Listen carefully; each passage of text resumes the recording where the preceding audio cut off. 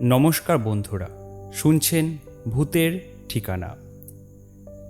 ভূতের ঠিকানা চ্যানেলে আপনাদের সকলকে স্বাগত। আশা করছি সকলেই ভালো আছেন। যারা গল্প শুনতে ভালোবাসেন, এই চ্যানেলটি শুধুমাত্র তাদের জন্য। আমাদেরকে শুধুমাত্র বাচ্চারা নয়, সকলেই কমেন্ট করতে পারেন। আমাদের সমর্থন করতে আমাদের চ্যানেলটিকে সাবস্ক্রাইব করুন।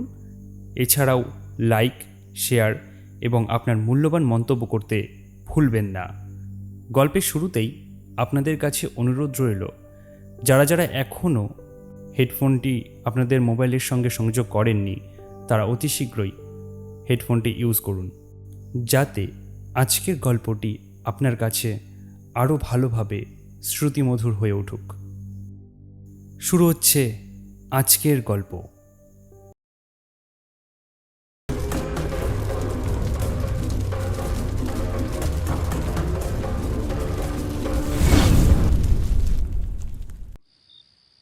রবিবারের এক সুন্দর সন্ধ্যাতে রজত ও মানুষ একসাথে মিষ্টি হাতে তারানাথের বাড়িতে উপস্থিত হলো। তারানাথের মেয়ে মনিকা হাসি মুখে দরজা খুলে দিতেই রজত আর মানুষ তারানাথের ঘরে উপস্থিত হয়। রজত প্রথমে গিয়েই তারানাথকে প্রণাম করে। দীর্ঘজীবী হও, তোমার মেয়েও সুখী হোক। মানুষ এবং বিশেষত রজত অবাক হয়ে বলে, তারানাথ, আমি বা মানুষ তো তোমাকে কিছু জানাইনি, তবে তুমি কি করে জানলে আমার মেয়ে হয়েছে? তারানাথ ছোট্ট হাসি হেসে বলে, আমি যখন প্রথমবার তোমার হাত দেখেছিলাম তখনই আমি জানতাম। রজত এরপর আর কোনো কথা বলতে পারে না। সে জানে তারানাথের পক্ষে এটা বলতে পারা কোনো ব্যাপার নয়। রজত এবার তারানাথকে বলে, আমি আমার মেয়ের নাম রেখেছি পরী, কারণ পরী নামটার মধ্যেই এক সৌন্দর্য বিরাজ করছে। তারানাথ তান্ত্রিক কিছুটা সময় রজতের দিকে একভাবে তাকিয়ে থাকার পর বলে উঠলেন, পরিণামটার মধ্যে এক ঐশ্বরিক সৌন্দর্য বিরাজ করলেও কখনো কখনো পরীর পিছনে এক ভয়ানক চেহারা লুকিয়ে থাকে। রজত আর মানুষ একসঙ্গে বলে ওঠে, পরীর পিছনে কোনো ভয়ানক চেহারা লুকিয়ে আছে, তাও কি সম্ভব? নিশ্চয়ই এমন কিছু অভিজ্ঞতা তোমার জীবনে আছে। আজকের সন্ধ্যাতে তাহলে সেই ঘটনাই শোনাও। তারানাথ তান্ত্রিক মেয়ে মণিকে রজতের আনা মিষ্টিগুলি সকলকে ভাগ করে দিতে বলে। কিছু সময় পর তারানাথ মিষ্টি ও এক কাপ লেবু চা খেয়ে পরীর পিছনে লুকিয়ে থাকা ভয়ঙ্কর চেহারাকে নিয়ে গল্প বলতে শুরু করে। তোমাদেরকে তো আগেই জানিয়েছিলাম যে আমি কোনোদিনই বাড়িতে বেশি দিন থাকতে পারি না। তো এমনভাবেই এক সময় বাড়ি থেকে বেরিয়ে কিছুদিন চলার পর আমি উপস্থিত হই মেদিনীপুর জেলাতে। তখনই কিছু দূরে একটি বেশ বড় বাড়ি চোখে পড়ে।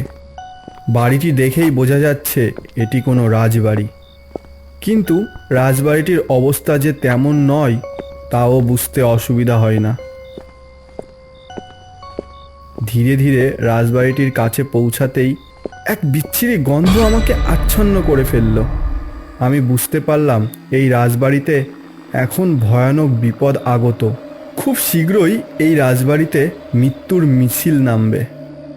আমাকে যেভাবে হোক রাজবাড়ির সকলকে রক্ষা করতে এখানে 2-1 দিনের জন্য থাকতেই হবে। রাজবাড়িতে গিয়ে দরজা ধাক্কা দিতেই একটি মাঝারি বয়সের মানুষ দরজা খুলে জিজ্ঞাস্য চোখে আমার দিকে তাকিয়ে রইল। নিজের পরিচয় দিয়ে রাতে থাকার জন্য জায়গা পাওয়া যাবে কিনা জানতে চাইলাম। লোকটি আপ্যায়ন করে বারান্দায় বসতে বলে জানালো, কর্তামশাইকে আপনার কথা একবার গিয়ে বলি। আমাদের কর্তামশাই খুব ভালো মানুষ, উনি নিশ্চয়ই আপনাকে থাকতেই বলবেন।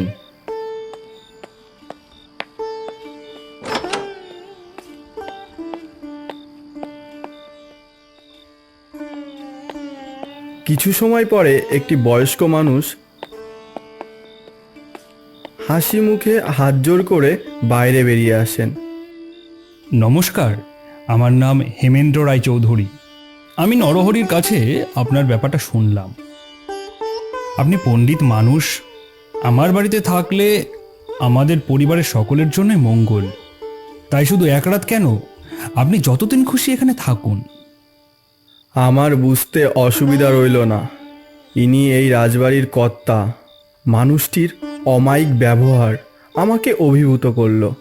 আমার ভেবেও খারাপ লাগলো, এই ভালো মানুষটির বাড়িতে যে কি ভয়ানক এক অশুভ শক্তি গ্রাস করেছে তা উনি আন্দাজ অবধি করতে পারছেন না। আমি তখনই ঠিক করি এই বাড়িতে কোনো বড় বিপদ আমি হতে দেব না। কিভাবে এই বাড়িতে অশুভ শক্তি প্রবেশ করেছে তা আমাকে এই বাড়িতে থেকেই জানতে হবে।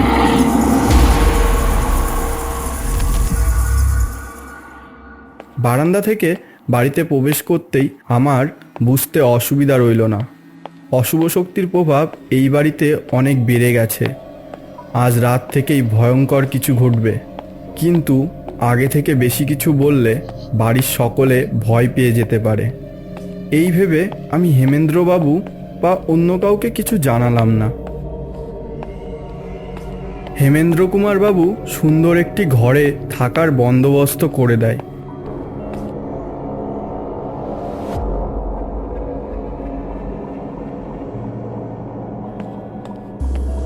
রাতে খাওয়া দাওয়া সেরে সেই ঘরে পায়চারি করছিলাম। সেদিন ঘুমানোর চেষ্টাও করিনি, কারণ আমি জানতাম আজ রাত থেকেই এই বাড়িতে অশুভ শক্তির খেলা শুরু হবে।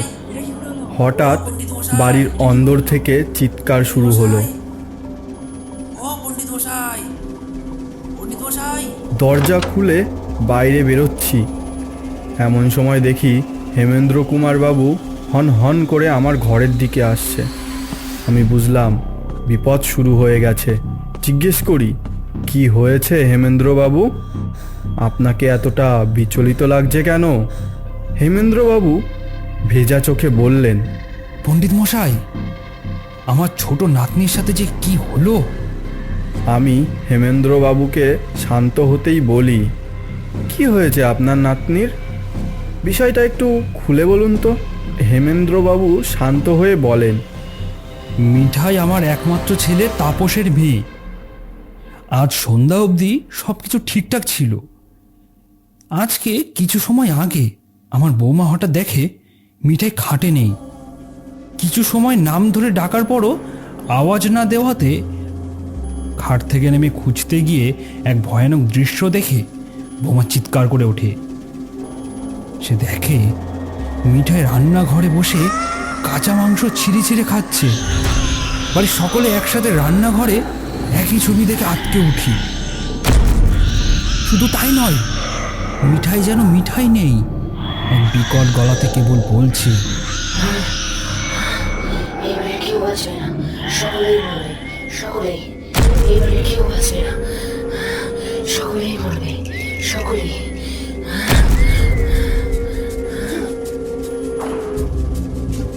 আপনি বলুন পণ্ডিত মশাই, এবার কি করি? কি থেকে যে কি হয়ে গেল কিছুই বুঝতে পারছি না। আমি সব ঘটনা শুনে হেমেন্দ্রবাবুর সাথে তখনই রান্নাঘরে যাই। সেখানে গিয়ে দেখি ছোট্ট মেয়েটি কাঁচা মাংস ছিঁড়ে ছিঁড়ে খাচ্ছে, মুখের চারিপাশে রক্ত লেগে। মাঝে মাঝে বিকট হাসছে, আবার কখনো নিজের চুল টেনে টেনে ছিঁড়ছে। বাড়ির সকল মহিলারা এই দেখে ভয়ে কাঁপছে। মিঠাইয়ের মাও কথা বলার ভাষা হারিয়ে ফেলেছে, কেবলই কাঁদছে। আমি সব কিছু দেখে হেমেন্দ্রবাবুকে অন্য ঘরে ডেকে নিয়ে বলি, আপনার বাড়িতে থাকার আমার মূল কারণ হলো আমি বাড়িতে ঢোকার সাথেই বুঝতে পেরেছিলাম এই বাড়িতে এক ডাকিনীর ছায়া পড়েছে। কোনোভাবে সে এই বাড়িতে ঢুকে পড়েছে, ছোট শিশুকে সবার প্রথমে নিজের বশে করে ফেলেছে।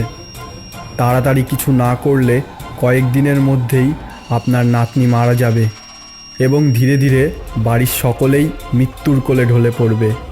সব কিছু শুনে হেমেন্দ্রবাবু আমার কাছে হাত জোর করে কাঁদতে কাঁদতে বলেন, পণ্ডিত মশাই আপনি যা করার করুন, দয়া করে আমাদের সকলকে এই বিপদের থেকে বাঁচান। আমি ওনার কাঁধে হাত রেখে বলি, আমার যতটা সম্ভব আমি সবাইকে রক্ষা করার চেষ্টা করব। শুরুতেই আমি পুরো বাড়িটা একবার ঘুরে দেখতে চাই। আমি জানি এই বাড়িতেই কোথাও ডাকিনী রয়েছে।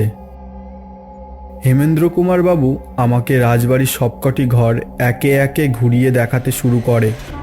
একটি ঘরে পৌঁছাতেই সেই তীব্র পচা গন্ধটা আমার নাকে এসে ঝাপটা মারে। আমি নিশ্চিত হয়ে যাই এই ঘরেই ডাকিনী রয়েছে।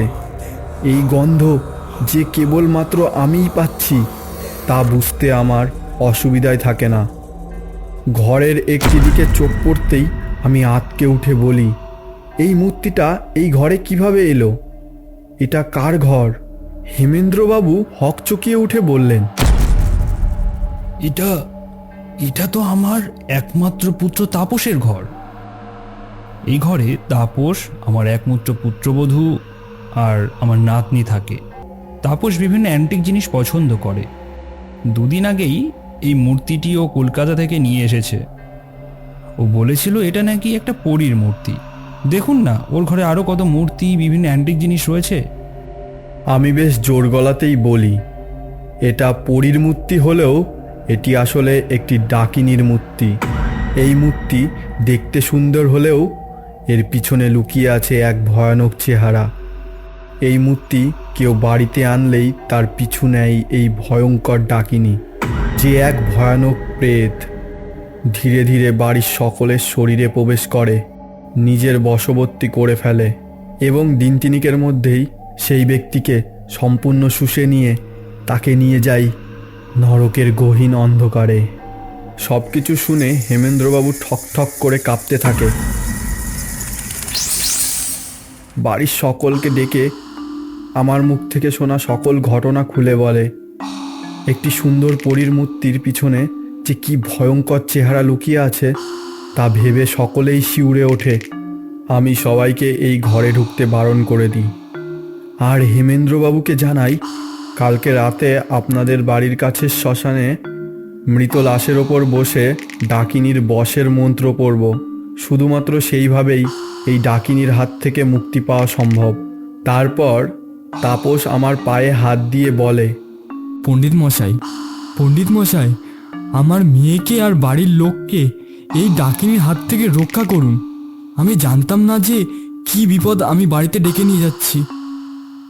আমি কেবল মাথা নাড়লাম, কারণ আমি জানতাম যে এই ডাকিনীকে এই বাড়ি থেকে সরানো অতটাও সহজ হবে না। একটু ভুল হলে বাড়ির সকলের সাথে আমারও মৃত্যু নিশ্চিত। পরের দিন সকাল থেকে সবাই চুপ। এই হাসি খুশি বাড়িতে এক ভয়ানক কিছু অন্ধকারের দৃষ্টি পড়েছে। হেমেন্দ্রবাবুর নাতনি মিঠাই সারা রাত নানান কাণ্ড করার পর সকাল থেকে ঘুমাচ্ছে। সেদিন রাতে হেমেন্দ্রবাবুর বাড়ির কাছে শ্মশানে এক মৃত লাশের ওপর বসে ডাকিনীর মন্ত্র বলা শুরু করি। পাশেই রাখা ছিল সেই পরীর মূর্তি। চারিদিকে কেবল অন্ধকার, এদিকে ওদিকে ভাঙা হাড়ি, আত পোড়া লাশ পড়ে আছে। আমার সাথে শ্মশানে এসেছিল কেবল হেমেন্দ্রবাবু। উনি একটি তেঁতুল গাছের পাশে দাঁড়িয়ে ভয়ার্ত দৃষ্টিতে দেখছিল। রাজবাড়ির আর সকলেই বাড়িতেই ছিল।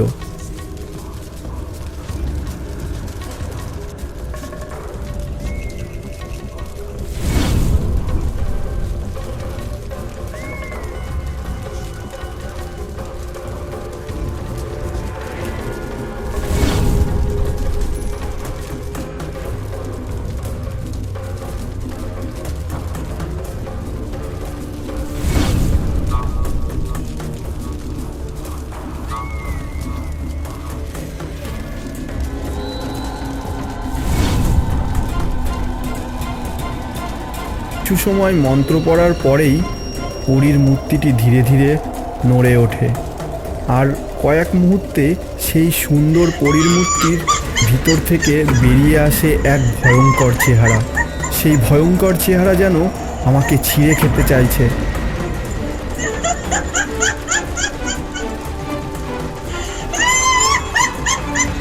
বারবার আমার কাছে আসতে চাইছে, কিন্তু আমার মন্ত্রশক্তিতে কাছে আসতে পারছে না। এইভাবে ঘণ্টাখানেক মন্ত্র পড়ার পর মরণ চিৎকার করে ভয়ঙ্কর চেহারার ডাকিনী ধীরে ধীরে আগুনের মধ্যে মিলিয়ে যায় এবং সেই সাথে পরীর মূর্তিটাও বাতাসে মিলিয়ে যায়। আমি বুঝতে পারি সব সমস্যার সমাধান হয়ে গেছে। হেমেন্দ্রবাবু আমার হাত দুটি নিজের হাতে রেখে বলেন, এই সুন্দর পুরীর মূর্তির পেছনে যে কি বিভৎস চেহারা লুকিয়েছিল তা তো নিজের চোখে না দেখলে বিশ্বাসই করতে পারতাম না। আমি আর হেমেন্দ্রবাবু তারপর রাজবাড়িতে ফিরে আসি। রাজবাড়ির ভিতরে প্রবেশ করতেই সেই বিকট পচা গন্ধটি আর নাকে আসে না। আমি বুঝি এখন সব কিছু ঠিক হয়ে গেছে। রাজবাড়ির অন্দরে গিয়ে আরেকটি খুশির খবর পাই। হেমেন্দ্রবাবুর নাতনি মিঠাই একদম সুস্থ। এরপর বেশ আনন্দের সঙ্গে হেমেন্দ্র কুমার বাবু ও তার পরিবারের সাথে রাজবাড়িতে কটা দিন কাটিয়েছিলাম। সব ঘটনা শুনে রজত ও মনতোষ কেবল ভাবে একটা পরীর মূর্তি কতটা ভয়ঙ্কর হতে পারে। এরকম আরও ভিডিও দেখতে আমাদের চ্যানেলটিকে সাবস্ক্রাইব করে নোটিফিকেশন বেলটি প্রেস করে দিন, যাতে নতুন ভিডিও এলে আপনি আগে দেখতে পান। ধন্যবাদ।